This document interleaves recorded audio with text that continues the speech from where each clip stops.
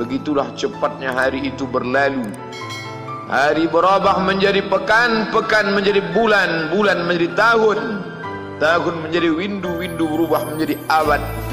Yang mati hilang, yang dulu hidup kaya, hari ini hanya tinggal kenangan saja.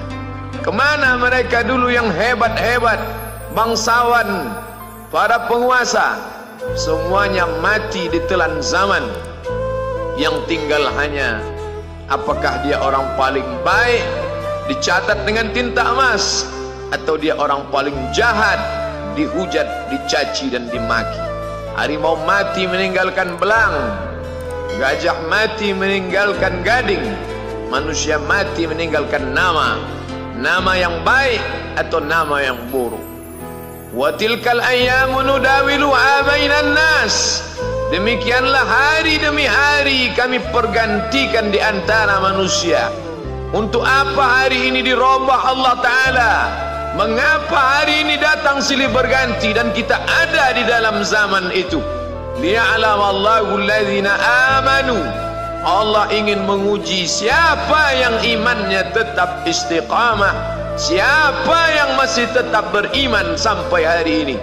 Khatib mengucapkan alhamdulillah, nikmat yang paling besar adalah nikmat istiqamah dalam iman dan Islam.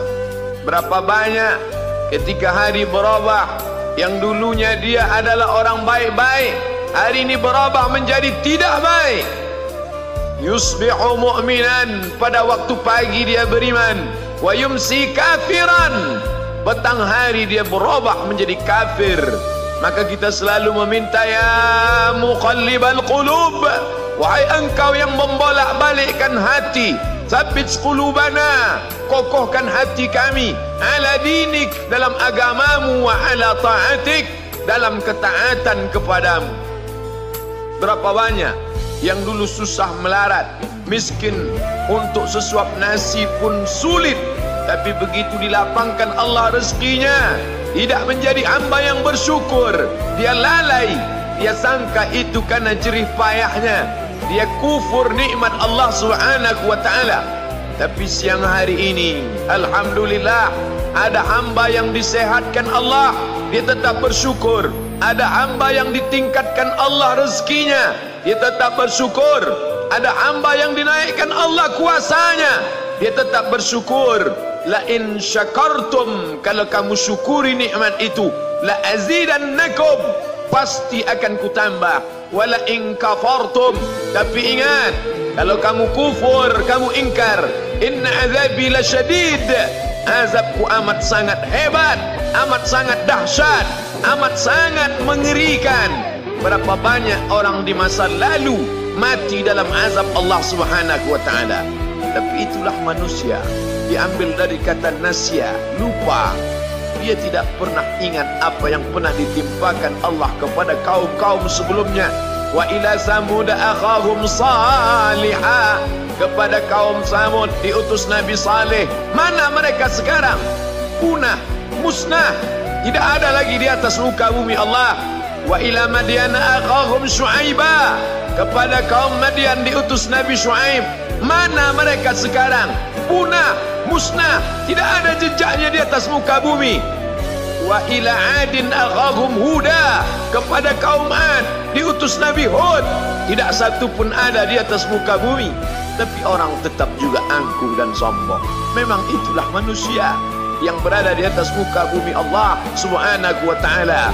Maka orang-orang yang baik tidak pernah berhenti mengajak kepada kebaikan. Umat ini dikatakan baik bukan karena banyak ibadahnya.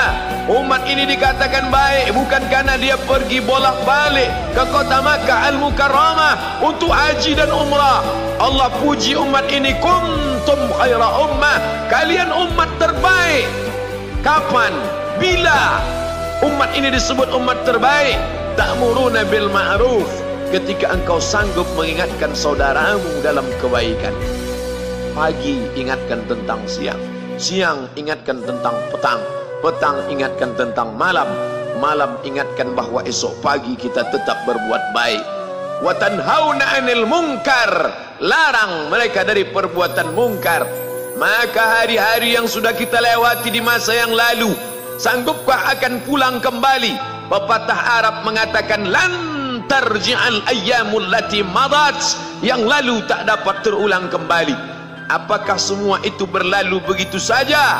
Tidak ada yang percuma, tidak ada yang gratis, tidak ada yang sia-sia. Semua akan diminta pertanggungjawaban di hadapan Allah Subhanahu wa ta'ala. Sejak kita tegak di atas muka bumi ini, sejak kita diberikan nafas, diberikan hidup, diberikan nyawa, maka sejak itu kita ditanya, apa khalaqnakum abasa?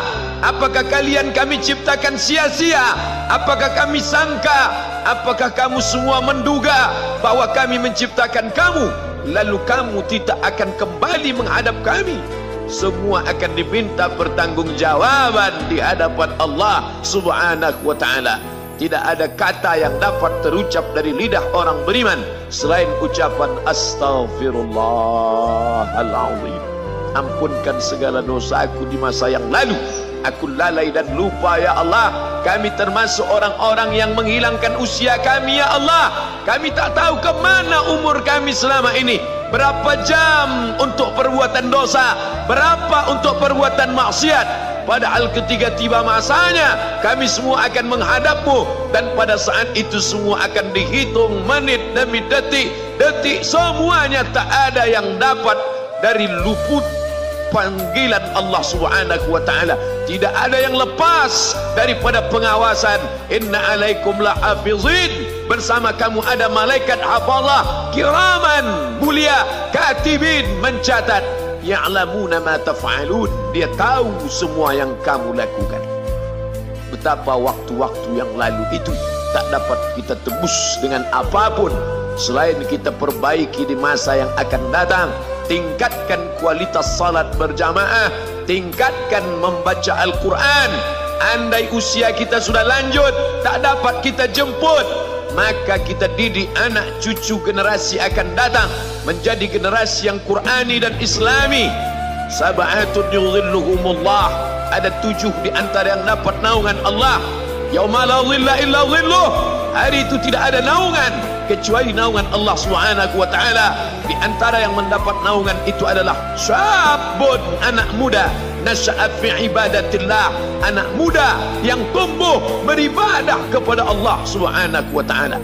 Andai masa muda kita penuh dosa, andai masa muda kita penuh narkoba, andai masa muda kita penuh zina, wal iyadzu billah wa na'udzu billah, jangan sangka Allah tutup pintu taubat. Innallaha la yaghfiru ayyushraka bihi. Allah tak terima taubat orang yang mempersekutukannya. Wa yaghfiru ma duna dzalika liman yasha. Tapi taubat selain itu diterima, dibukakan Allah Ta'ala. Mari perbaiki anak menantu, cucu, kawan, sahabat, andai talat, ajak ke jalan Allah Subhanahu wa ta'ala. Itulah salah satu memperbaiki yang masa lalu, kita perbaiki di masa yang akan datang. Di antara tujuan Allah mengapa Dia buat kita masih hidup di akhir tahun ini, liya'lamallahu allazina amanu. Allah menguji siapa yang masih tetap dalam istiqamah iman dan Islam. Tujuan kedua, mengapa Allah buat kita hidup sampai hari ini? Wa yattakhidha minkum syuhada, wa yattakhidha minkum syuhada. Allah ingin melihat siapa di antara kita ini yang layak untuk menjadi syuhada. Iskariman, hidup mulia, au mut syahidan, atau mati syahid. Pilihan orang Islam tidak banyak. Kalau hidup, hidup mulia. Kalau mati, mati syahid. Jangan hidup hina, mati terlunta-lunta, tidak diterima Allah Subhanahu wa ta'ala. Hidup mulia atau mati syahid dipersaksikan oleh para malaikat. Man kharaja fi talabil ilmi, siapa yang keluar rumah dengan niat menuntut ilmu, fahuwa fi sabilillah, maka dia seperti orang yang berjihad fi sabilillah, yang jauh meninggalkan kampung halaman, menuntut ilmu di perantauan. Jangan kau sangka kau anak yang terbuang, engkau adalah seorang syahid. Andai mati dalam perjalanan, maka matimu adalah seorang yang mati syahid.